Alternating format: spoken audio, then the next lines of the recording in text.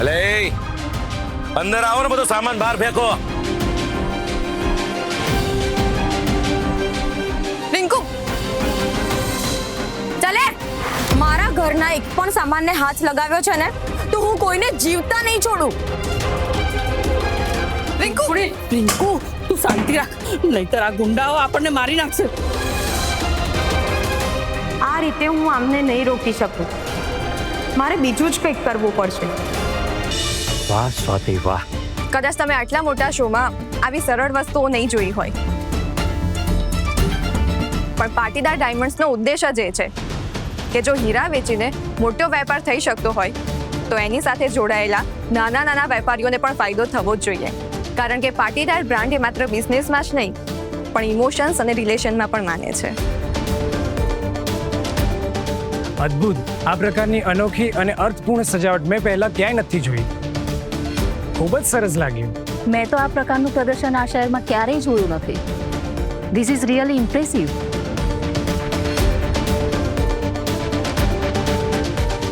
આશ્ચર્ય લાગી રહ્યું છે ને મનીષા. આ વેન્યુમાં રહેલા બધા હીરાની વચ્ચે આપણી આબરૂ સાચવનાર અસલી હીરો તો સ્વાતિ છે. આજે તને આ વાત નહીં સમજાય તો કંઈ નહીં, પણ જિંદગીના વળાકે તને એક દિવસ સમજાશે જ. અને તે દિવસે તું માત્ર ને માત્ર ગર્વ જ કરીશ. દીદી, લાગે છે તારી વાતોએ બધાના દિલ જીતી લીધા છે. હા રિંકુ, હવે ચાલ ઘરે જઈએ. ઘરે હજી એક મોટું તોફાન આપણી રાહ જોઈ રહ્યું છે. હા ચાલ. સર, ગઈકાલે આટલી મોટી આગ લાગ્યા પછી પણ તમારું આ એક્ઝિબિશન સુપરહિટ અને સફળ રહ્યું. તો અમારે એ જાણવું છે કે રાતોરાત આ અશક્ય ચમત્કાર કોણે કર્યો? હું ગર્વ સાથે કહું છું કે આ બધું જ જેના કારણે શક્ય બન્યું છે એ છે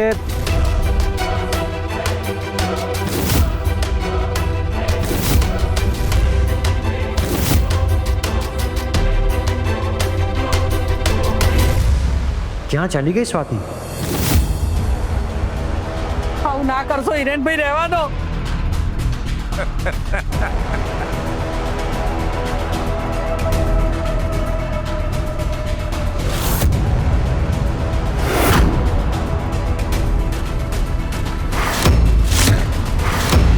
આ બધું શું થયું માં?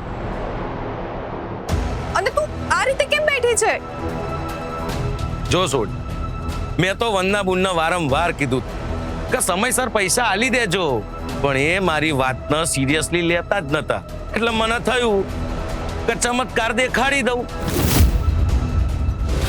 ચલો, તમારો ટાઈમ પૂરો થયો. હવે આ ઘર ખાલી કરો.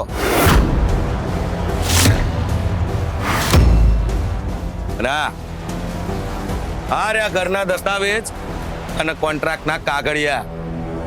લે, વાંચી લે.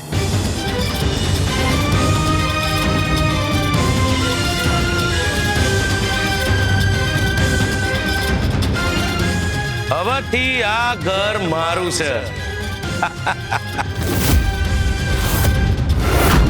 આમાં તો લખ્યું છે કે જો અમે સમયસર પૈસા નહીં આપીએ તો અમારે ઘર છોડવું પડશે. પણ હજી આજ રાત સુધીનો ટાઈમ તો છે ને મારી પાસે. તો પછી કયા અધિકારથી તમે મારી વસ્તુને હાથ લગાડ્યો? બોલો, ચોરીએ પોતે કરવાની, બૂમોએ પોતે જ પાડવાની. તમે આડું અવળું ના બોલો તો સારું, નહીં તો શું હે? હિરેન રાણાને ધમકી આલસ હતું? આ ધમકી નથી, ચેતવણી છે. એ છોકરી, યાદ રાખજે, ઘરમાં ખૂટે નાણાં એટલે યાદ આવે હિરેન રાણા. તમે તો નાણાંની જરૂર પૂરી થઈ એટલે રાણાને ઓખ બતાવો છો એમ. યાદ રાખજે, હું ગમે તે હદે જઈ શકું છું. હદ તો તમે અત્યારે જ બટાવી જ રહ્યા છો. એક તો આટલા દાડાથી વન્ના બુનને હાચવું છું, એનું આ વળતર આલો છો તમે. હું તો તમને ક્યારની કહું જ છું ને કે તમે મારા બધા જ દાગીના લઈ લો. એ હોનાના ઢોળ ચડાયેલા દાગીનાથી રાણાનું કોઈ નહીં થાય વન્ના બુન. હિરેનભાઈ, તમે આ બધો સામાન લઈ જાઓ અને આ બધું વેચી દો. વેચીને જે પૈસા મળશે એમાંથી તમારા પૈસા વસૂલ થઈ જ જશે. મારે ચોય ભંગારની દુકાન નહીં ખોલવી અને મુદ્દલની હોમે સીધું ઘર જ ટોચમાં લેવાય. એટલું તો આ રાણાને સમજાય છે. અમારી પાસેથી આ ઘર ના છીનવો. આ ઘર માત્ર જ અમારું બધું છે. હવે આના સિવાય અમારી પાસે બીજું કશું નથી બચ્યું. હવે આ મગરના ઓછું પાડવાનું રહેવા દો વનના બોન. અને જો ખાલી ઘર જ હતું તો શું કામ ગીરવે મેલ્યું તું? જુઓ, અમારી પાસે પૈસા છે જ, અને આ પૈસા મેં વ્યાજ સાથે તમને પાછા આપી દઈશું. પણ એનો એક સમય હતો સ્વાતિ બોન, અને એ સમય હવે પૂરો થઈ ગયો છે. સમય ભલે પૂરો થયો, પણ તમે બળજબરીથી આ રીતે અમને ઘરની બહાર ના કાઢી શકો. એ રાણિયા, તને શું લાગે છે કે તું તારા મનમાં આવે એમ કરીશ અને અમે અહીંયા ચૂપચાપ ઊભા જોઈ રહીશું? બેટા, તું તો વચ્ચે બોલતી જ નહીં તો એક જ ધક્કે સીધી ઘરની બહાર જાય. એવું નહીં થાય. અને સાંભળ, આ વિસ્તારમાં મારી પણ કઈ ઓછી ઓળખાણ નથી, અને વધારે નાટકો કરવાનું રહેવા દે. હા, આજુબાજુના લોકોને ભેગા કરી અને તને અને તારી આ વ્યાજખોરીની ઓફિસને બંનેને અહીંયા નહીં રહેવા દઉં. આ બધી ધમકી છે ને બીજા કોઈના હાલજે. અમે કોઈ કાચા કોમ નહીં કરતા. કાયદો તારા જેવા ગુંડાઓને જેલના સળિયા પાછળ ધકેલતા વાર નહીં લગાડે.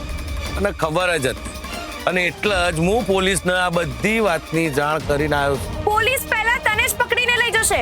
જો એક વારમાં સીધી રીતે બહાર નહીં નીકળો ને તો એ જ પોલીસ આવીને તમને ધક્કા મારીને ઘરની બહાર કાઢી મૂકશે.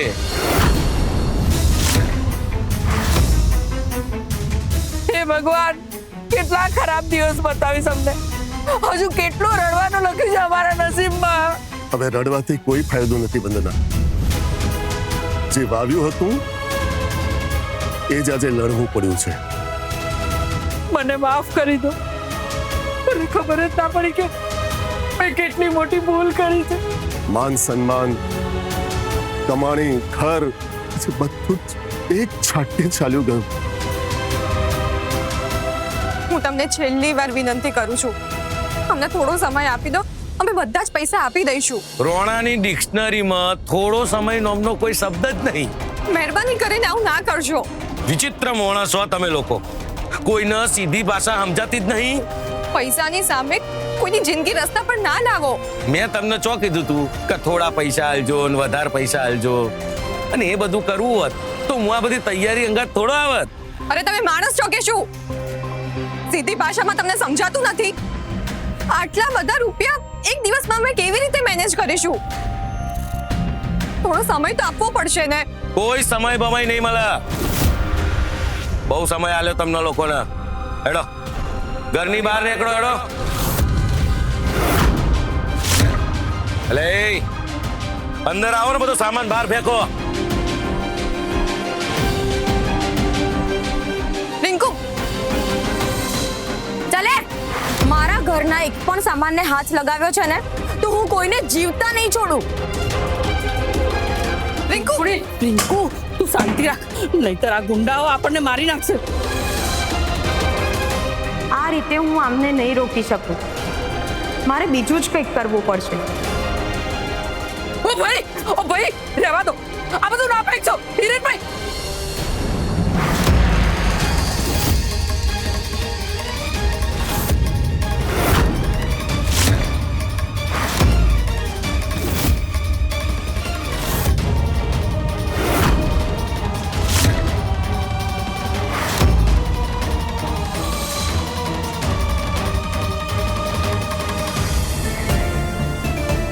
ભાઈ, આપણે એક્ઝિબિશનના બધા જ લોકો બહુ જ વખાણ કરી રહ્યા છે.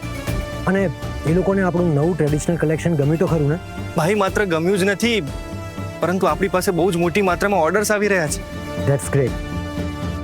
મારે બસ આ જ જોઈતું હતું. તમારું સપનું આજે પૂરું થઈ ગયું ભાઈ. ખરેખર પાટીદાર ડાયમંડ્સનું આવું એક્ઝિબિશન પહેલા ક્યારેય નથી થયું.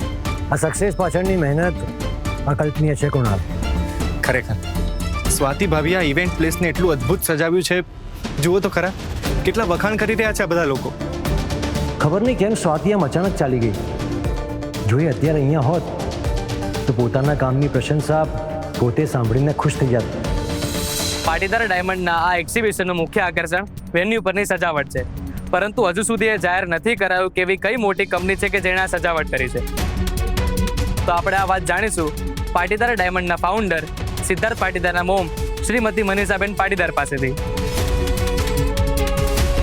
મેડમ, તમારા એક્ઝિબિશનની સજાવટ અત્યારે આખા શહેરમાં ભારે ચર્ચામાં છે. આ જોઈને લાગે છે કે દેશની કોઈ બહુ જ મોટી અને નામાંકિત ઇવેન્ટ ઓર્ગેનાઇઝેશને આ કામ કર્યું છે. તો આ ડેકોરેશન પાછળ કોઈ સેલિબ્રિટી ડિઝાઇનરની બુદ્ધિ છે?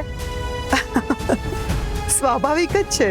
અમે અમારા સ્ટેટસ પ્રમાણે કોઈ સામાન્ય શણગાર કરવાવાળા કે નકશાકારને તો કામ નહીં જ સોંપ્યું હોય ને. આ કામ એક વિશિષ્ટ વ્યક્તિને સોંપ્યું છે.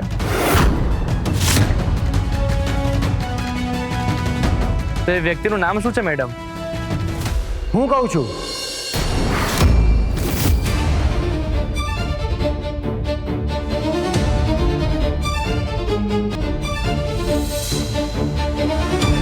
આ સજાવટની બધી જ જવાબદારી મારી પત્ની સ્વાતિએ ઉપાડી હતી.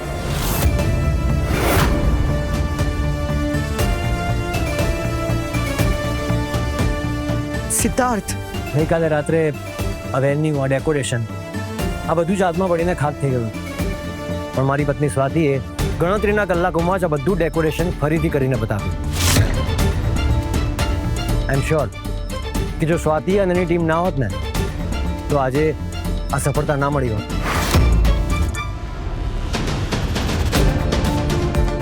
એટલે હું ઈચ્છું છું કે આપણે બધા એકવાર એ લોકો માટે જોરદાર તાળીઓ પાડીએ.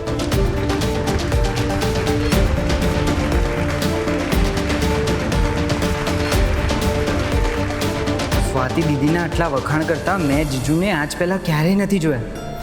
જીજુનું આ એક્ઝિબિશન સાચવવા દીદી આખી રાત જાગીને કામ કર્યું છે. એટલે આ પ્રશંસા પર એમનો પૂરો હક છે. કંઈ નહીં, જે થયું એ બહુ સારું થયું. ચાલો, હું હવે અહીંથી નીકળું. વાહ મિસ્ટર પાટીદાર, સ્વાતિમાં આટલી સ્કિલ અને ટેલેન્ટ છે એ તો અમને ખબર જ નહોતી. Thank you so much. You are very lucky mister Patidar. આવી ગુણવાન પત્ની નસીબવાળાને જ મળે છે. જોયું મોટા ભાભી, તમારો લાડકવાયો દીકરો આખી દુનિયા સામે એની પત્નીના કેવા ગુણગાન ગાય છે. હું તો એ જોઉં છું કે કેવી રીતે તમારાથી ઉપરવટ જઈને સ્વાતિના નામનું બ્રાન્ડિંગ કરી રહ્યો છે.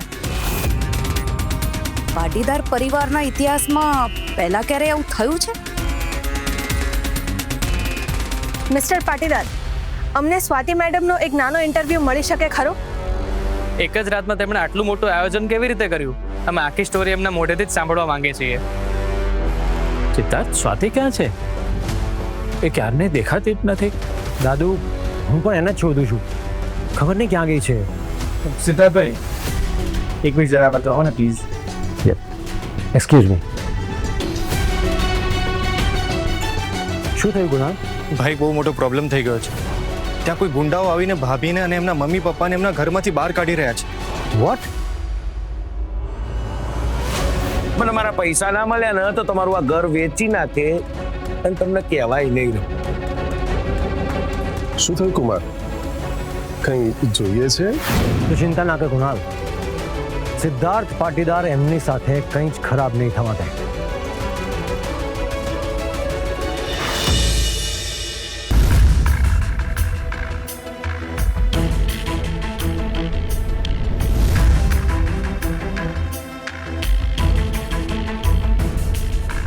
તો કેમ મારો છો? ધક્કો મારું છું એમ?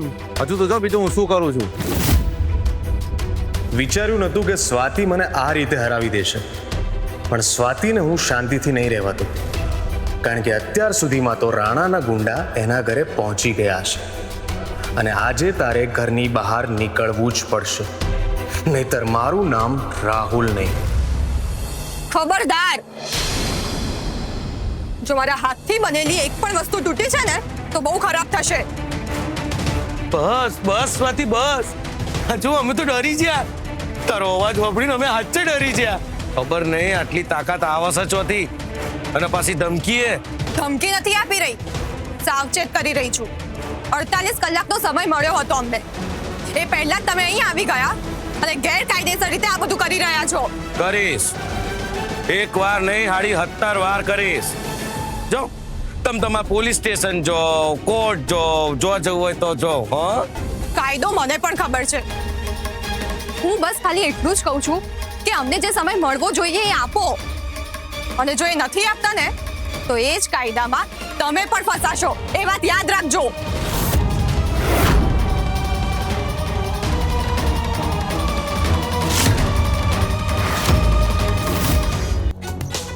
સાહેબ તમે આગળ કેમ આવી રહ્યા છો? મારા ઘરે આવશો તો થોડી મહેમાન ગતિ તો કરીશ જ ને. સાહેબ તમે બહુ મોટી ભૂલ કરી રહ્યા છો. તમને ખબર નથી કે હું કોણ છું? એમ? તમે એવા તો કયા રાજા છો? હું તો અત્યારે તો હું મારી ઓળખાણ પણ આપી શકું તેમ નથી. બહુ જ ખરાબ રીતે ફસાઈ ગયો છું.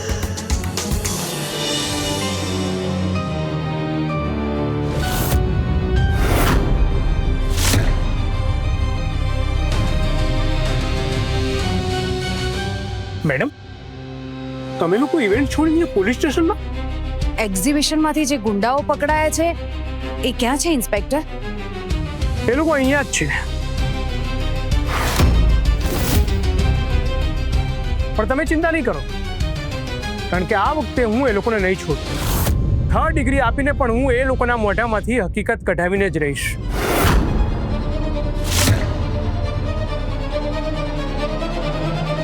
હા, લાકડી, પટ્ટો, બૂટ જે ચલાવવું હોય તે બધું ચલાવો ઇન્સ્પેક્ટર.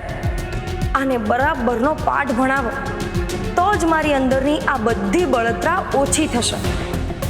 આટલા દિવસથી મારી હાલત નોકરાણી જેવી કરી હતી ને, હવે મારો બધો જ બદલો આ જેલમાં પૂરો થશે.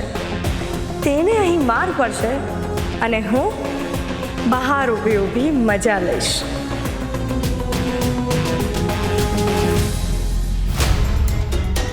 શું બોલતું તમે? પાર્ટી?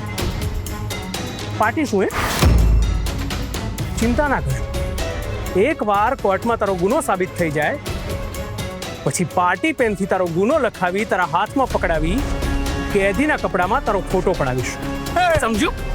બોલ બોલ.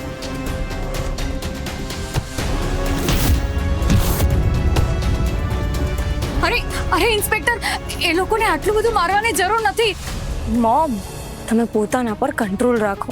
પણ રૂપા, મારો રાહુલ, જો તમે અત્યારે ભાવુક થઈને કંઈ પણ બોલશો તો આ બધી જ હકીકત સિદ્ધાર્થના કાન સુધી પહોંચી જશે. પરંતુ મારાથી સહન નહીં થાય. મારી જ નજર સામે મારા દીકરાને આવી રીતે ઢોર માર મારતા હું કેવી રીતે જોવું પડશે. એટલે અત્યારે આના સિવાય બીજો કોઈ ઓપ્શન જ નથી આપણી પાસે. પણ એ પોલીસના દંડા. જો તમે અત્યારે કંઈ પણ બોલી ગયા અને સિદ્ધાર્થને ખબર પડી ગઈ તો રાહુલને આખી જિંદગી આમ રસ્તે રસ્તે ભટકવું પડશે. તો હવે હું શું કરું? એના કરતાં સારું છે કે અહીંયા 2-4 વાર શાંતિથી માર ખાઈ લો. પછી તો આપણે વકીલની વ્યવસ્થા કરીને રાહુલને અહીંયાથી બહાર કઢાવી જ લઈશું. તારી વાત સાચી છે, પણ મારું બહુ જીવ બળે છે.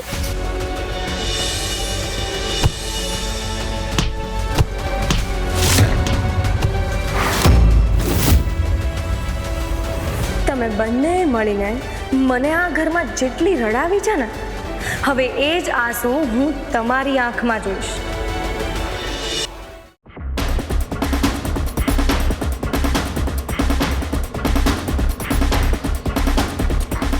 હે રાણા, આટલી બધી હિંમત કઈ રીતે વધી ગઈ?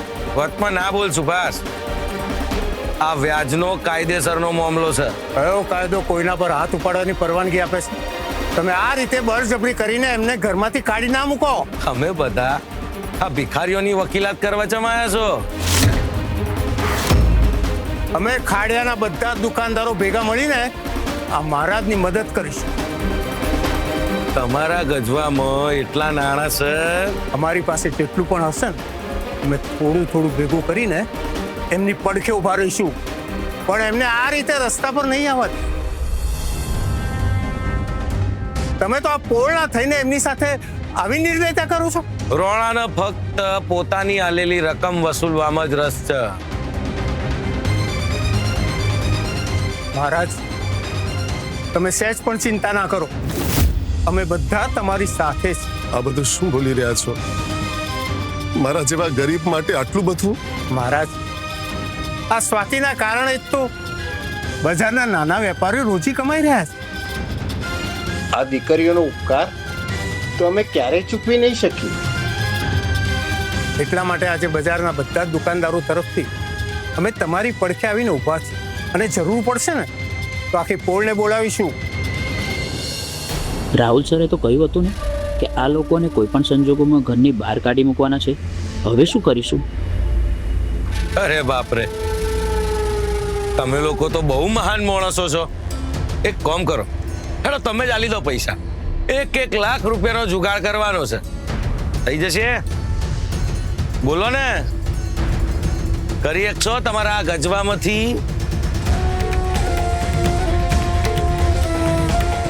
ચમ ગોબડી બંધ થઈ જાય? આ કોઈ 200-400 રૂપિયાની વાત નહીં, લાખો રૂપિયાની વાત છે. પ્રોપર્ટીનો સવાલ છે.